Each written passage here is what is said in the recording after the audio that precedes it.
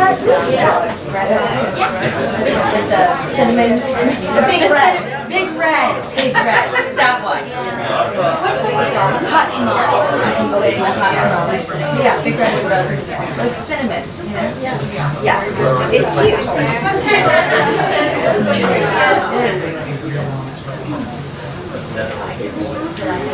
Oh, now I better.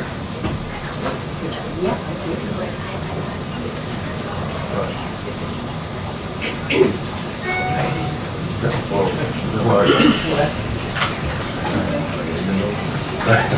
I'll take it.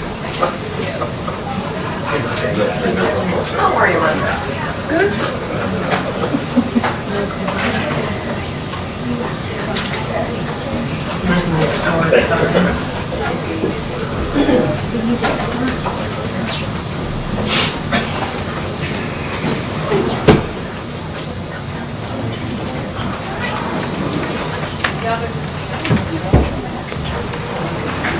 Good afternoon, everybody. So many jokes. But No, it's just you and Jackie are matching. oh, okay, Jackie. All right, got the memo. So I want to start by saying that today is the Biden-Harris administration 500th briefing. Yay! I know you guys are excited. And then from now until the end of our term, we will do 500 more. I'm just kidding. Can you imagine? Anyway, guys, all kidding aside. So we've shared a lot of moments together and important exchanges. We are proud to be a White House that understands the importance of the role you all play. As President Biden has said, a free press is a pillar of our democracy. And so really happy to do this exercise with you almost every day from here, from this podium behind this lectern. And really, the freedom of the press is so incredibly important. And I think what we do almost every day shines a light to the world of how democracy works. And so thank you all for participating in that. And we appreciate the journalistic work that you all do. Today, the Senate took a major bipartisan step forward in making our kids safer online. As our nation grapples with an unprecedented youth mental health crisis, there is undeniable evidence that social media and other online platforms have contributed to it. As the president said today in his statement, our children are subjected to a wild west online with virtually no limits of regulation, and it's past time to address that. It's exactly why he has made tackling the mental health crisis a key priority of this unity agenda for the nation. It's an issue that cuts across politics and affects red states and blue states, and it's why the administration has invested historic resources, launched new tools to ensure people can get the help they need, and has consistently called on Congress to work together in a bipartisan way on solutions. This bill does what the president called for in his first State of the Union address. It strengthens privacy protections, bans targeted advertising to children, and demands tech companies stop collecting personal data on our children. As the president said, our kids have been waiting too long for the safety and privacy protections they deserve, and which this bill provides. And he is pleased with the overwhelming bipartisan vote in the Senate and encourages the House to send this bill to his desk for his signature without delay. We continue to pray for the thousands of Americans under mandatory evacuations orders as wildfires continues to devastate communities across the western United States. The president has been briefed on the fires, including the Park Fire in California and the fires in Oregon. As of July 30th, over 7,000 federal personnel from the U.S. Forest Service and the Department of the Interior are on the ground across California and the Pacific Northwest, helping fight the blaze and keep people safe, including more than 620 personnel assigned to both the Park and Boreal fires in California. Numerous firefighting air tankers are flying fire suppression missions as conditions allow, and the Department of Defense has mobilized 4 of its C-130 modular airborne firefighting systems to support fire suppression efforts. DoD has also begun training National Guard troops should they be requested by governors to assist with fire suppression. And they are supporting California State National Guard operators' early and rapid detection of new fire starts. Additionally, FEMA has issued several fire management assistant grants to help reimburse states for firefighting costs. As always, we stand ready to provide further support as needed. Today, the 59th anniversary of Medicare and Medicaid, two programs that have given tens of millions of Americans the security and dignity of affordable health care coverage.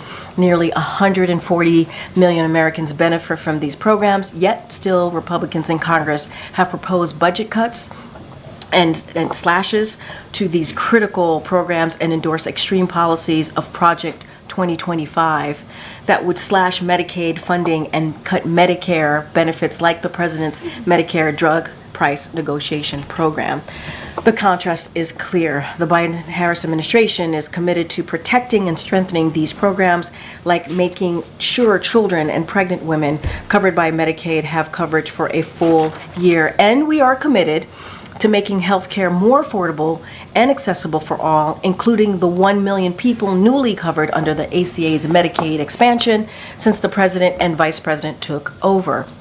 Now think about the Inflation Reduction Act and what that does. It allows Medicare to negotiate lower prices on prescription drugs, caps out-of-pocket drug costs at $2,000 per year, saving Medicare beneficiaries thousands of dollars annually, and provides Medicaid and Medicare beneficiaries with free vaccines. And under President Biden and Vice President Harris, more people have health insurance than ever before. So today, we recognize the anniversary of Medicare, Medicaid. We affirm our commitment to build on this program, protect access to these programs from Republican elected officials, extreme attacks. With that, I appreciate your patience.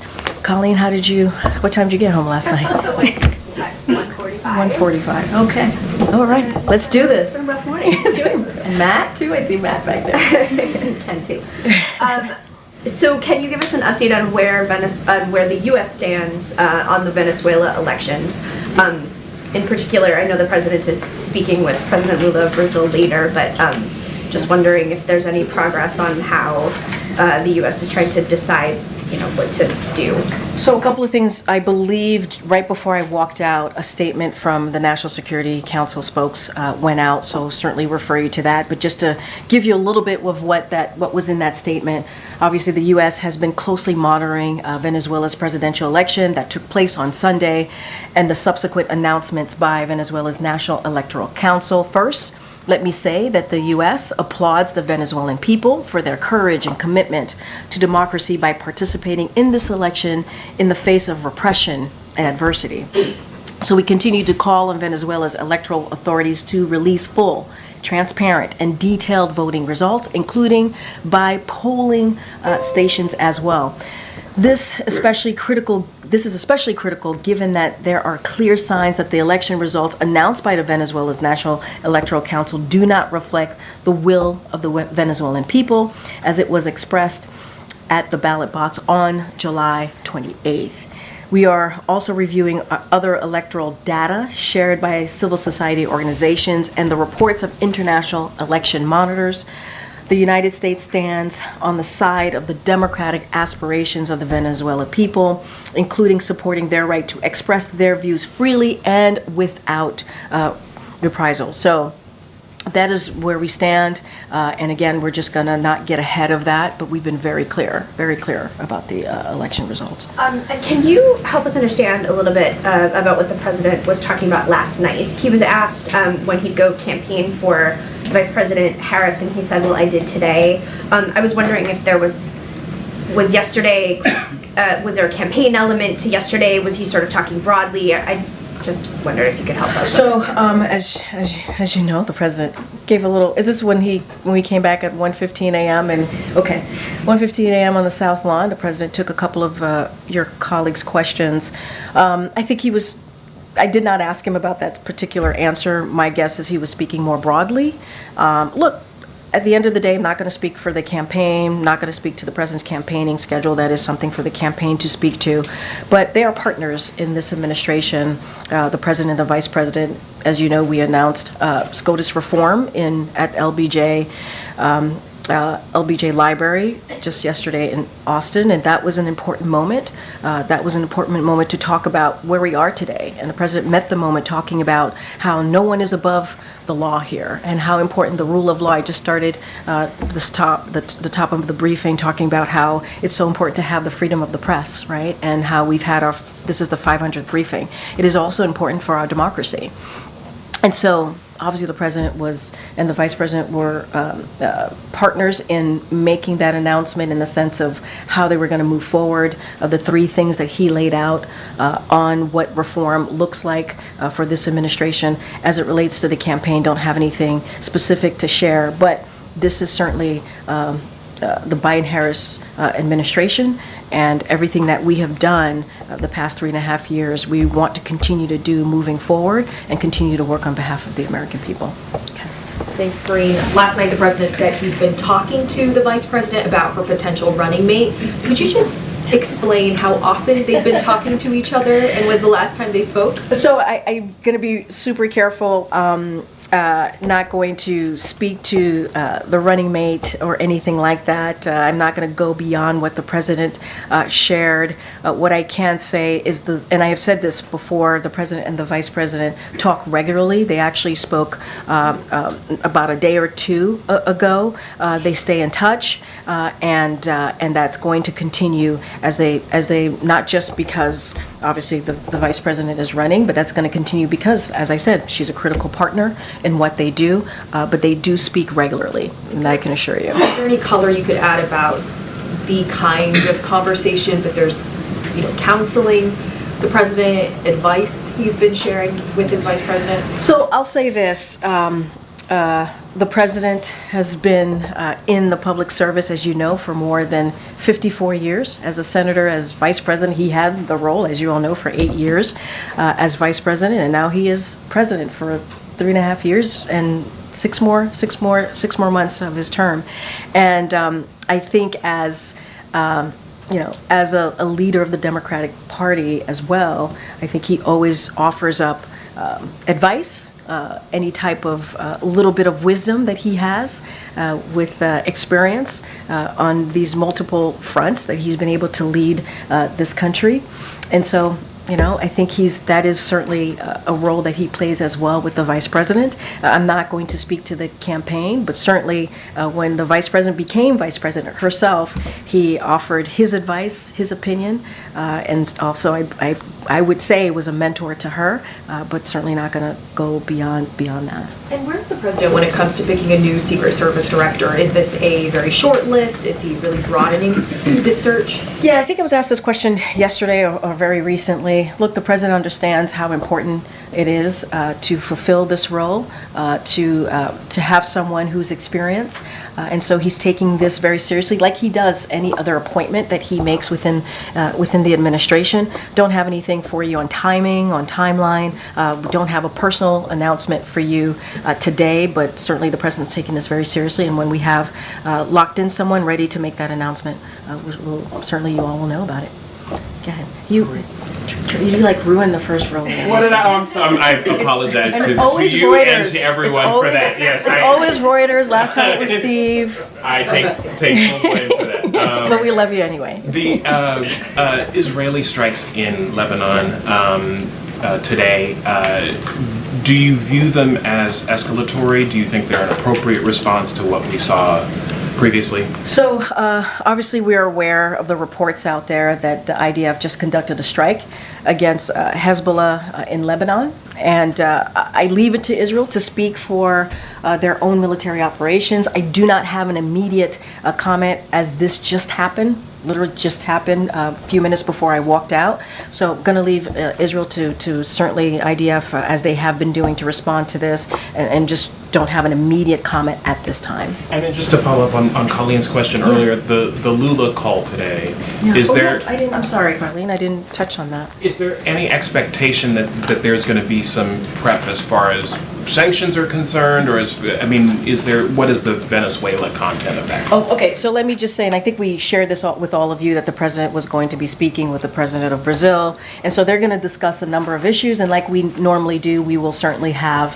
a readout for all of you. So look, we are. As it relates to Venezuela, we are obviously in the process of evaluating the Maduro and his representatives due next, and we will respond accordingly. And so while I have nothing to announce today as it relates to sanctions or moving forward, we will continue to assess our calibrated sanctions policy towards Venezuela in light of overall U.S. interest, the actions and non-actions that are taken by Maduro and his representatives, and the overall direction of our broader U.S. Bilateral engagement with Venezuela. And so, again, don't want to get ahead of where we are at this time. Go, Dan. Thanks, Karine. Just going back to Israel, if I may, Kirby said yesterday that fears of an all-out war between Israel and Hezbollah were exaggerated.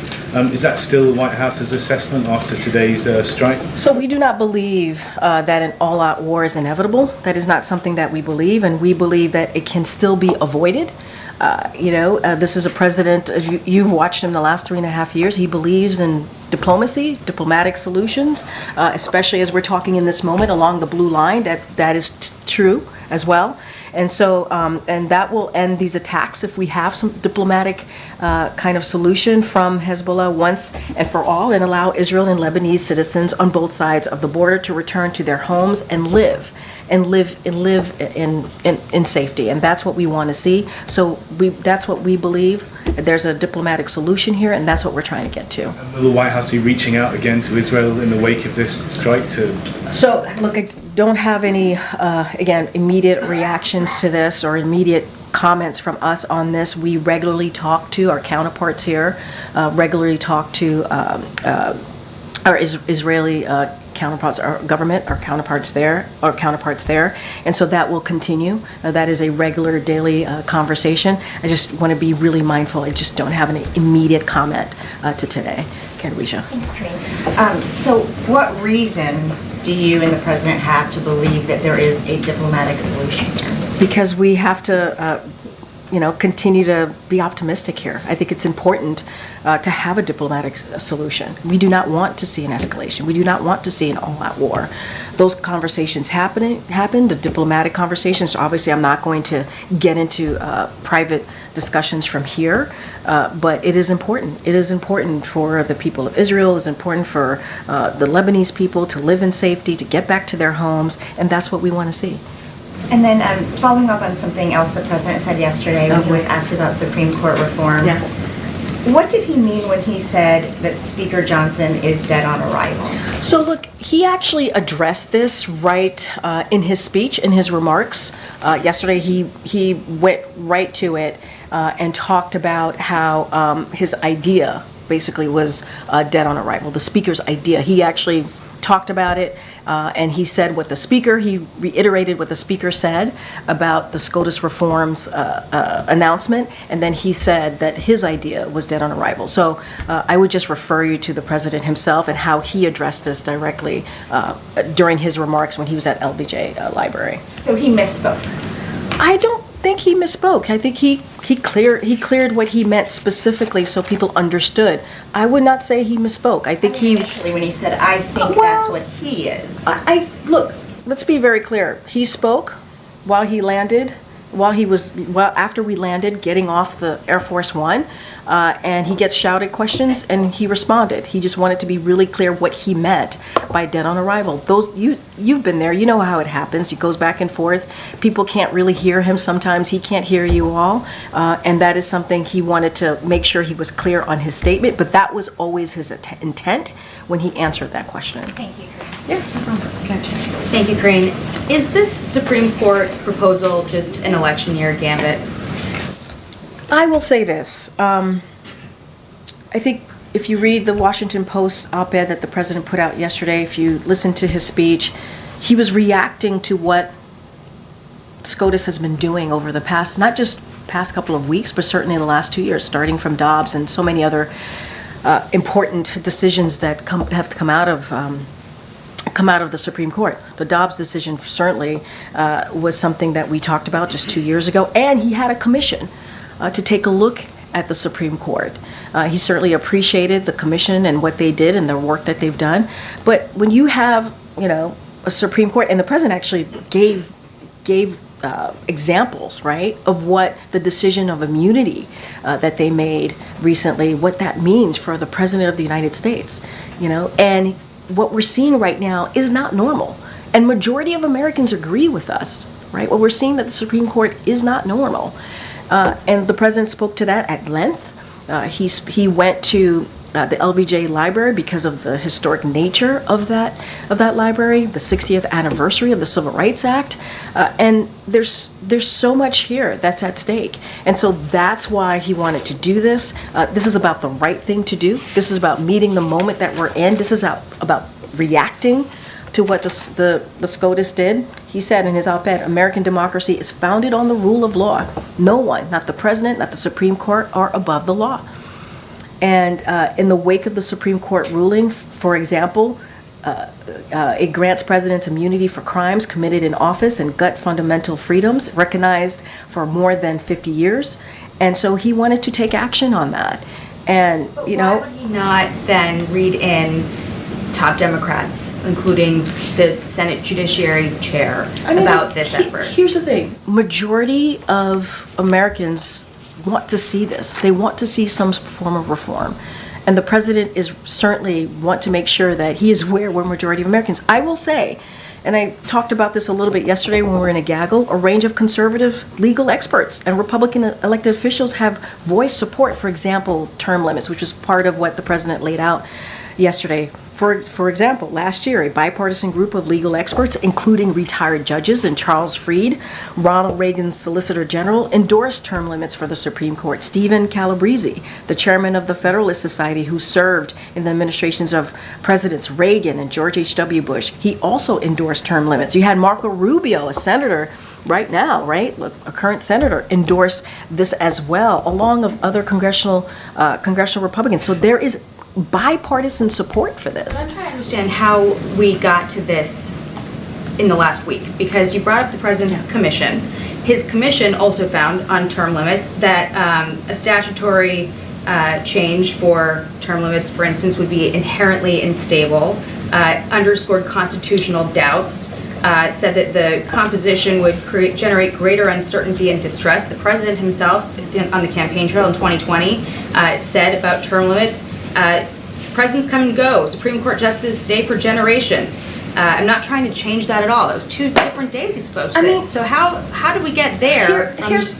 First of all, he appreciates the commission, he appreciates the work that they've done. Their job was to give the president some thoughts and ideas, and obviously the president makes the final decision on how he wants to move forward. We have to look at what the Supreme Courts have done. Wait. That was 2021. You gotta let me answer the question. I'm not done. Let me finish the question. In the past several weeks, the actions that the Supreme Court has taken in undermining democracy and the rule of law, that's important. The president felt he needed to address this. Remember, we were supposed to go to LBJ Library 2 weeks ago. And we went 2 weeks ago this past Monday, yesterday. And so the president still wanted to move forward, still wanted to make sure he addressed this important issue. I mean, just a few weeks. These past endorsing eliminating the filibuster then. I mean, look, he laid out the 3 ways that he wants to move forward. We're going to have hopefully a healthy debate with Congress on what this is going to look like. This is going to be legislation that we want to move forward with. And I will say this, one of the reasons the president ran in 2020 was because of what he saw in Charlottesville, was because of the fear of, wanting to make sure that we protect the soul of our nation. That was part of it. And just look at what's happened, the last several years and the actions that the Supreme Court has taken. I mean, this is a president that was on the Judiciary Committee for almost the 36 years that he was president, right? If you think... Yes, on the filibusters? No, I actually answered this. I said, we're going to have a healthy debate with Congress on what this is going to look like. The president laid out the 3 ways that he sees moving forward. There's not going to go beyond those 3 measures that he's laid out, but we're going to have a healthy debate. And that's what's important here. Filibuster's no question. I just said, we are going to, welcomes a question on filibuster. we welcome a healthy debate on how to move forward. He put forth three ways to move forward on this, on really dealing with SCOTUS reform. And I just laid out some conservative legal experts who agree with us, at least on the term limits. They've been very clear as well. Okay. Former President Trump did an interview where he said that maybe being called a threat to democracy was a cause of his being shy.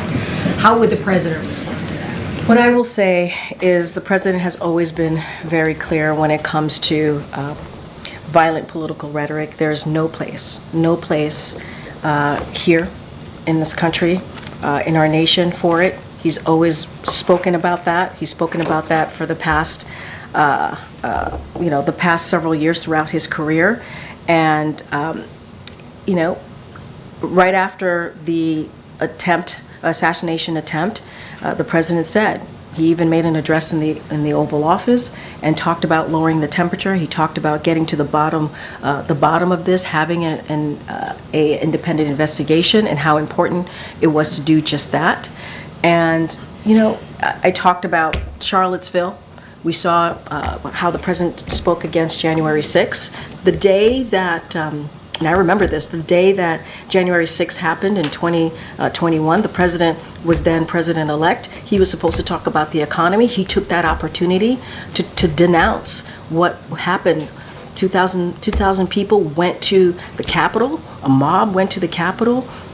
Officers, law enforcement officers were harmed. Some of them lost their lives afterwards. And he condemned that. He condemned the political violence. And they were doing that because they were trying to overturn free and fair elections. When Paul Pelosi was attacked by a hammer, the president also spoke out about violent political rhetoric and where we will, what happened, how horrific that was. And violence has no place in this country. So if anything, this is a president has been constantly and proactively called out on all Americans to come together and oppose political violence, regardless of our views. He's had a little more than a week now to contemplate his change in status, not being a candidate, but being the sitting president. Has he described to you ways he wants to use the time perhaps differently since he doesn't have the campaign obligation? Yeah, I think, look, we have six more months left, and the president is certainly very much thinking through what that's going to look like as far as delivering for the American people. His job doesn't stop, it continues. We've had an unprecedented record for 3.5 years on things that we were able to accomplish, whether it's the economy, being the strongest, having the strongest economy in the world, leading the world, whether it is foreign policy, making sure that we are, again, rebuilding those relationships with our partners and allies. That's something that he's been able to do. Healthcare, I just talked about Medicaid and Medicare at the top. There are many ways that the president wants to continue. The Supreme Court reform announcement that he made was also a really important. Majority of the Americans care about that. You will hear more from this president. He will articulate what the next 180 days or so or less looks like. He is going to take this very seriously. You see less travel. Often it's an official event and campaign coinciding. So would he be based here more, do you anticipate? So look, I think Matt was asking me this question in the gaggle yesterday, recalibrating. And yes, there's a little bit of recalibrating here, right? And that is the honest truth. So we're trying to figure out what that's going to look like. The president is thinking about this in the way that he does, right? On behalf of the American people, putting them first.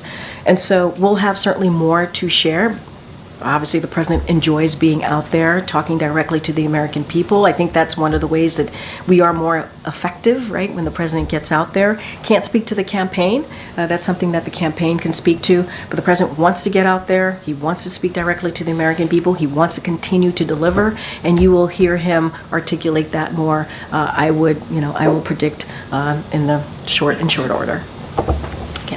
We saw the president meet briefly with Congressman Doggett of Texas on the tarmac yesterday. I wondered if you just had a readout of that conversation, given Doggett's status as the first Democrat to call for him to withdraw. And just broadly speaking, just is the president's relationships with some of these members affected by them if they were among, the 30 or so to call for the president to withdraw before his I mean, you kind of answered that question yourself. President Doggett was there on the tarmac reading the president. I'm not going to go into private conversations. That's something that I do and will do from here. We've done for the past 3.5 years, so we're going to continue with that. But I mean, I think you saw them greet each other. Look, I mean, this is a president, and I've said this many times. He believes in, reaching across the aisle, for example, and working with Republicans who say he can't get things done. Right? This is a president who understands that the Democratic Party is big, and there are many, many thoughts, and that's what makes our party, I think, so unique and important, because we have different ideas, because we have different thoughts. And the president understands, they had their opinion. There were Democrats who had their opinion. He obviously had his. And he appreciated we were able to have an unprecedented historic record because of the relationships that he's had with these Democratic members. I don't think that will change.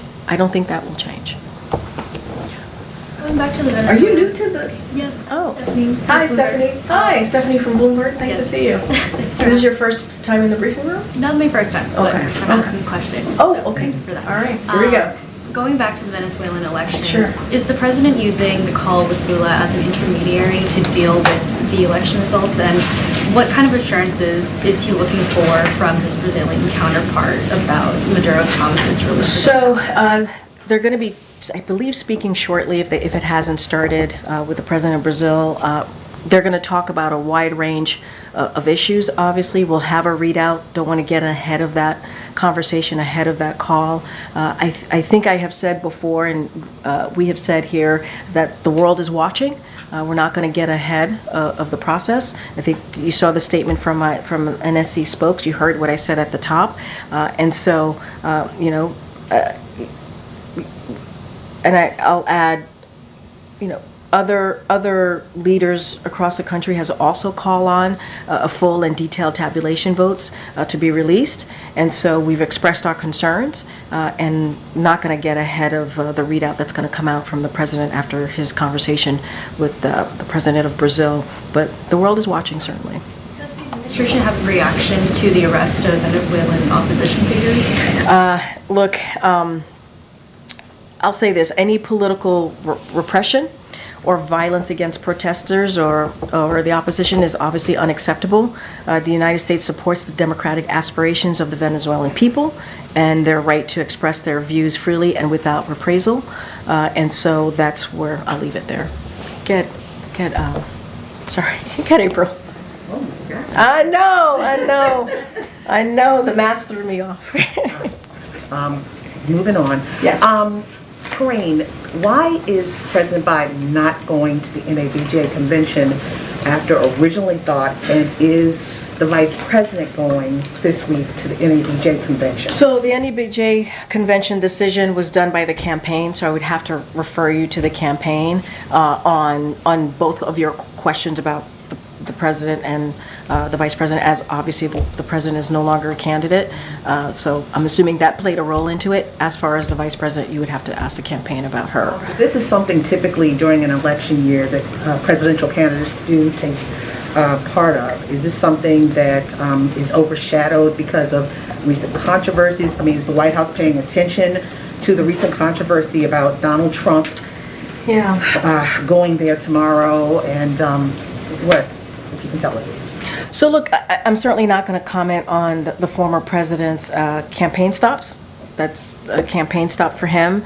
And the NABJ, they make their own decisions on guests, so certainly that's for them to speak to. What I can say more broadly about us and how we as an administration, taking away the campaign just as an administration, what we've done for the last 3.5 years, we appreciate the importance of speaking to all Americans, including African Americans, Black Americans as well. That's why we have always been very very direct and very focused on speaking to both local and national black-owned outlets. That is something that not just the president and the vice president has done. Many of his their senior folks have done as well, senior White House officials. And so we understand the importance of Black Americans to hear directly from this administration, and we have done that. And not just Black Americans, but all Americans. And so that is certainly something that we will continue to do, and we take that very, very seriously. As far as the NABJ, that is something for them to speak to, and the campaigns to speak to directly. Again, Michael. Karine, thank you. I want to talk about Israel and Gaza. The regional director for the World Food Programme said right now the biggest challenge is we don't have enough crossing points to bring the food in. We need road access, we need the Rafah crossing to reopen again, we need Kerem Shalom to work better, we need law and order. Did the president bring that up with Netanyahu in his meeting last week? So look, I don't have anything more to read out to you from what we put out from our readout of their conversation. I will say this is why it is so important to get that hostage deal. This is obviously one of the main point of conversations that the president had with the prime minister. The president understands how important it is to get a ceasefire. He understands how important it is to continue to get humanitarian aid into Gaza. That is something that the United States has led in that effort, and so we want to see that. We want to see an influx of humanitarian aid. That's why we've been trying to do this by air, by sea, by land, and so conversations about the crossings, conversations on making sure trucks go through is certainly daily, regular conversations that our counterparts here have with the Israeli government, and will continue to do that. But it is incredibly important to get this ceasefire deal, and we've been working on this 24/7. And I'll say this, and we've said this before: the gaps have certainly narrowed, and that's important. But there's still some work to do, and we're going to get to that work and try to make sure we do everything that we can to get this done. Is the US worried that an increased Israeli focus on fighting in the north could lead to a worsening humanitarian situation in the Gaza Strip? I mean, look, we believe that there's no need for this to escalate, right? We have said that. I said that at the top, answering to one of your colleagues answering a question. And look, we understand that the humanitarian situation is dire in Gaza. That's why the president, this administration, has led in getting humanitarian aid in. That's why we're continuing to work on this hostage deal, get a ceasefire, and we're going to continue to do so. And it was an important conversation that the president had with the prime minister. Thank you, Karine. Two questions. The first is on those IDF strikes. I know that you said that the strikes just happened, so you can't comment specifically on those, but broader on the trajectory of this conflict. It's been the goal of the U.S. not to have the war widen since October 7th, and President Biden and Prime Minister Netanyahu just sat down together last week. Was his team surprised by what's happened in recent days? So again, I'm not going to get into immediate comment on the IDF strike. So that's not something I'm going to do at this time. And again, we speak to escalation, potential escalation, the questions I've gotten about all-out war, we do not believe that an all-out war is inevitable, and we believe that it can be avoided. And that's why it's important to get to a diplomatic solution here. And so, did the president get any sense during that meeting last week that a diplomatic solution was within reach? We want to work and focus on getting that diplomatic solution along the blue line, and that is important. We want to see these attacks from Hezbollah end, and for all, and allow Israelis and also Lebanese citizens on both sides of the border to be able to return homes to their lives and to live in safety. And so that's what we want to be. That's what we want to be. And so diplomatic solution is the way that we want to see the direction of this. And we do not believe that an all-out war is inevitable here. But as it relates to the strikes that just occurred, I just don't have any immediate comment on this at this time. And then on the personnel front, President Biden obviously himself served as the vice president for 8 years. He handpicked Kamala Harris for that role nearly 4 years ago. What level of input, if any, has he provided as she undergoes that same decision? Look, he was asked this question directly, the president, at 1:15 a.m. on the South Lawn. He responded to it, so I'm going to let the president's word speak for itself. I don't have anything beyond that. Go ahead, Karen. I'm going to try this, and knowing that you can't answer it, but I'm going to ask you if you can answer it from the president's perspective, how he feels about the vice president's first week plus out on the campaign trail. Like, what does he think about the fundraising she's done, the events she's done, and what he has seen so far? I'll say this. Obviously, the president, and also being mindful about talking about an election, obviously the president endorsed Kamala Harris, the vice president, for a reason. He thought she would be ready on day one. This is someone who was a senator, who was an attorney general for the largest state in the country.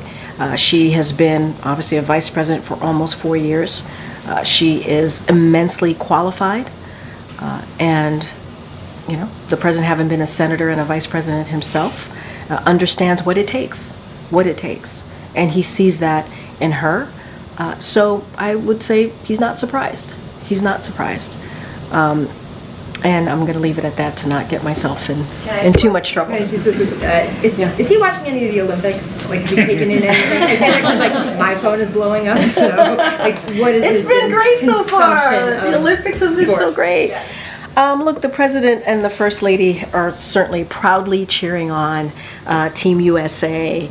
As you saw, the first lady traveled to, traveled to Paris to lead the delegation, the U.S. delegation, for the opening ceremonies, and cheered on Team USA. And you saw her out there being very supportive. And so the president certainly is proud of all the athletes competing on behalf of the U.S., on behalf of our nation, and he's going to continue to cheer them on. Karine, following up on that, did the president see the Last Supper controversy at the Olympics? Do you know? Did he see I don't have anything. The Last Supper I appreciate the question. I just don't have anything. To Millions share. of Christians across I the globe were understand. offended by it. The president's I- Christian. Was I he just answered offended your by question. it? I But was just the president offended by it? I just answered your Can I question. just ask him? Did he see it? I don't have anything else to add. Did he see it? Thank you so much. I have a couple of foreign policy questions, but just to follow up on Jackie's question, if Supreme Court reform does not pass, and it seems unlikely under this Congress that it will, what does the president hope his effort will accomplish? Is it to get the American people used to the idea of the need of reform? Is it a message to Justice Roberts? What does he think this would lead to? I will say majority of the American people support and want to see reform, right? They want to see this. This is where majority of Americans are. And I will say this, the president and the vice president believe that the rule of law is the foundation of our democracy. It is the foundation of our democracy, which is why the president took action yesterday, and he's calling on Congress to do the same. Now, what we welcome is a debate. As we've seen many times as the president introduced legislation or some ideas on how the direction of a legislation that's important to the American people. We see a healthy debate. I listed out moments ago when I was having a back and forth with Jackie here, conservative legal experts who support, for example, term limits. And so I think that was important to note. Senator Marco Rubio, who I also mentioned, who's obviously a current senator in the U.S. Senate, supports term limits. So there are ways that we can work together. I'm not going to get into what that legislation is going to look like. We're going to have a healthy debate. We think that's important. But we're talking about the rule of law here. We're talking about the rule of law, which is the foundation of our democracy. The president is going to say something. The president is going to make sure that is protected, as he has done. That is one of the reasons he decided to run. That is one of the reasons of the work that we were able to do. 2022, the rule of law, democracy, was one of the top issues that Americans cared about. Would it also be a message to Justice Roberts?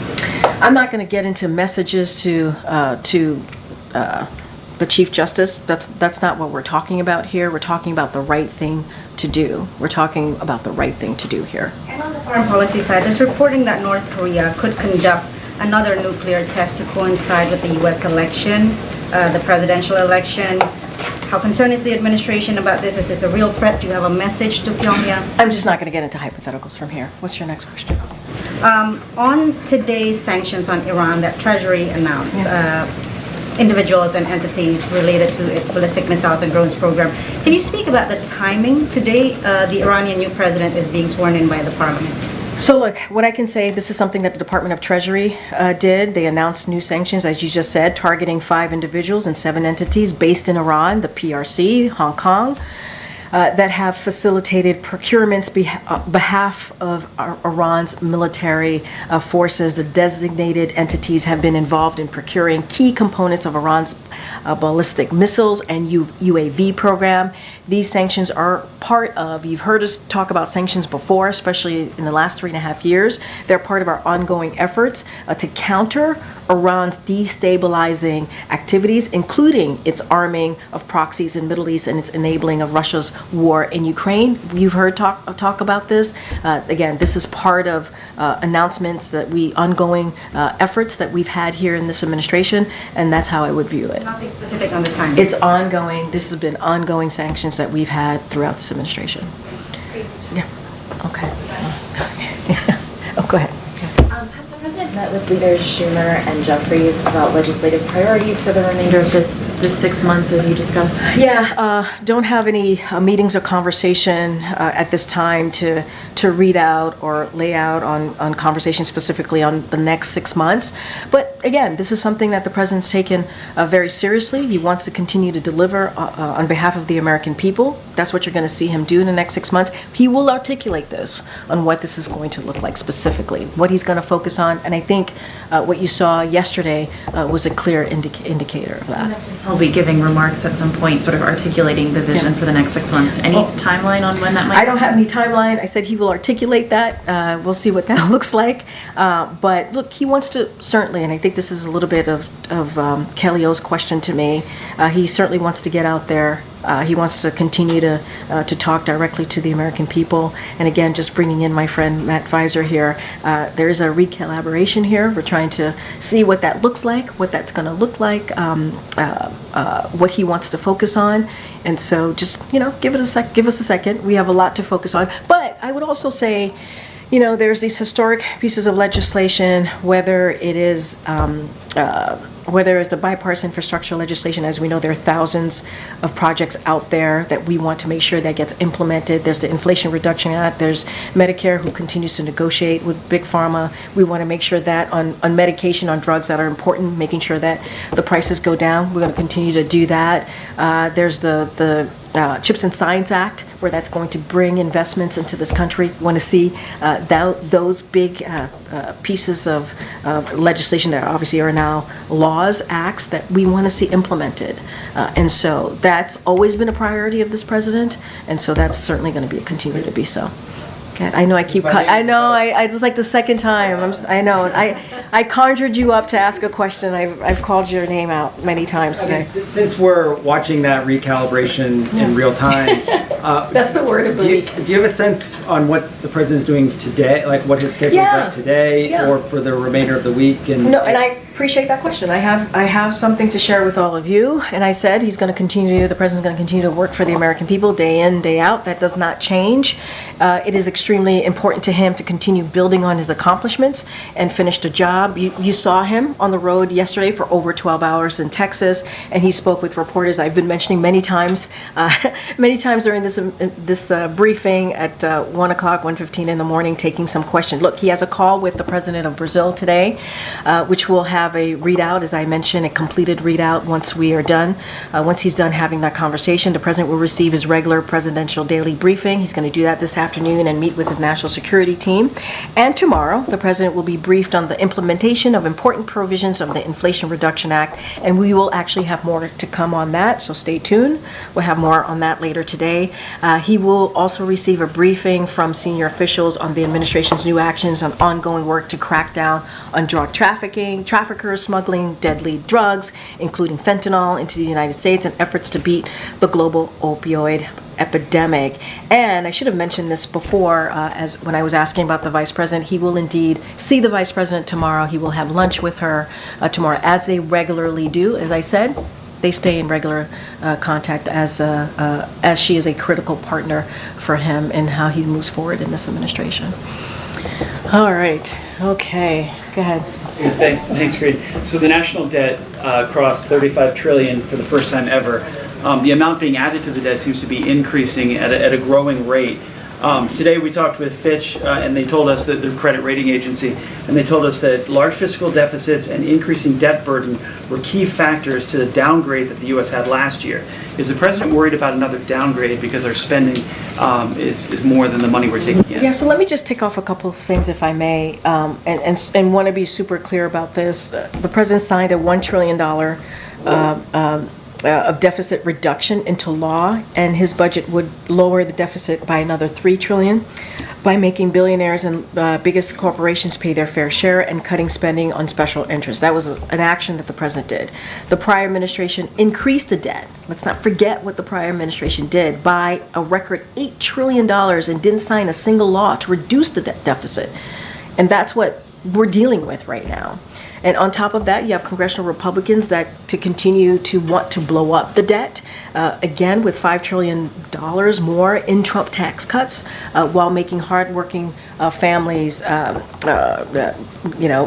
pay the price by cutting Social Security, Medicare, and Affordable Care Act. And we want to do the opposite, right? The president's economic agenda, we want to make sure that we put middle-class family first, hardworking families first, and congressional Americans want to give more tax cut to the rich, to the billionaires, to the corporations. So the president has taken action to try and lower the deficit, and Republicans want to balloon that. And $8 trillion from the last administration, and they did nothing to try to make sure that we lower the deficit. But so you're saying that we crossed 35 trillion because former President Trump's administration, I mean, that was 4 years ago.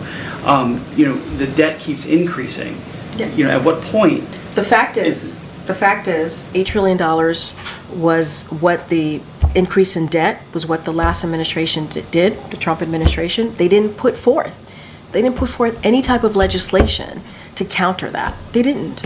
They just let the debt balloon by $8 trillion. That's what they. But that's what they did. The president. But what the last 3 years. And what I'm saying to you is, like, we can't discount what happened in the last administration, and we can't discount what this president is trying to do to make sure that we address this. $1 trillion in deficit reduction into law. That's what the president signed. And that would lower the deficit by another $3 trillion by making billionaires and the biggest corporations pay their fair share. Republicans are offering the opposite of that. So I think policy matters. What we've been able to get done matters. I'm not discounting what you're saying. I'm just saying the president is actually working to lower the deficit, and Republicans want to do the opposite. That is where we are when we think about the policy. That is where we are. And I think that matters as well. I know I have to get going. Go ahead, sir. Thanks, Karine. In the beginning, you mentioned the importance of press freedom, like the case of Evan Gershkovich, Austin Tice, Yu Yudong. We see that the press freedom itself is extremely important issue worldwide. In the case of Mongolia, considering the fact that the foreign minister of Mongolia visited just 7 days ago, it seems like there's an increased fear of the degradation of press freedom within the country. In the case of Universitet Naran, Mungbar Cholendorj, it is a big concern. With the increase of U.S.-Mongolia relations in the upcoming future, is the issue of press freedom going to be mentioned a lot more into the conversation?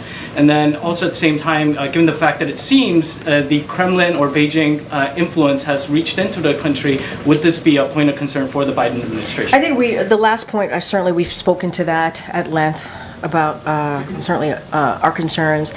Look, when it comes to the freedom of the press, this is something that the president is never afraid to talk about with any world leaders or leaders more broadly. And that is something that he has done. He's had those conversations. He certainly has said it publicly, and what he says publicly, he certainly says privately. Not going to get into specifics of conversations of that particular relationship, but he understands. He understands the importance of the freedom of the press. It is important to have that. It is part of our democracy. We've been talking, kind of the theme of this briefing has been democracy, right? And being able to lead on that. As a country, and that's what we've been doing here, and we're going to continue to do that. And again, he's going to have those conversations.